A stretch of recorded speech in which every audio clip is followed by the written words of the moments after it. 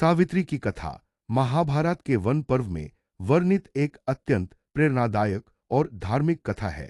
यह कहानी एक पतिव्रता स्त्री की साहस, बुद्धिमत्ता और दृढ़ संकल्प की मिसाल है। सावित्री का नाम आज भी पतिव्रता, धर्म और नारी शक्ति के प्रतीक के रूप में लिया। बहुत समय पहले की बात है। मद्र देश के राजा अश्वपति की कोई संतान नहीं थी। उन्होंने संतान की प्राप्ति के लिए घोर तपस्या की। अंततः देवी सावित्री ने उन्हें दर्शन देकर एक कन्या का वरदान दिया। राजा की पत्नी ने एक सुंदर कन्या को जन्म दिया, जिसका नाम रखा गया सावित्री।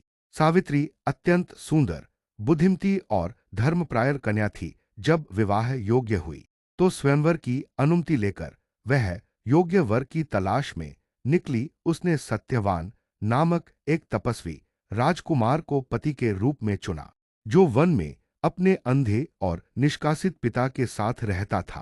राजा ने जब यह सुना कि सत्यवान अल्पायु है और 1 वर्ष के भीतर उसकी मृत्यु निश्चित है, तो उन्होंने सावित्री को चेताया, लेकिन सावित्री अपने निर्णय पर अडिग रही।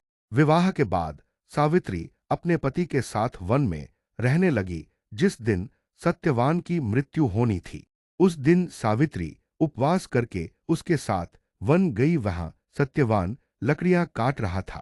तभी वह अचानक बेहोश होकर गिर पड़ा और मृत्यु देवता यमराज उसकी आत्मा को लेने आए। सावित्री यमराज के पीछे पीछे चलने लगी। यमराज ने उसे कई बार रोका, लेकिन सावित्री की भक्ति, बुद्धिमानी और दृढ़ संकल्प से प्रभावित होकर उन्होंने उसे 3 वर मांगने को कहा। सत्यवान का जीवन छोड़कर पूर्णविराम सावित्री ने एक, अपने ससुर का राज्य और नेत्र वापिस मांगे। 2, अपने पिता को 100 पुत्रों का वरदान मांगा। 3, स्वयं को 100 पुत्रों की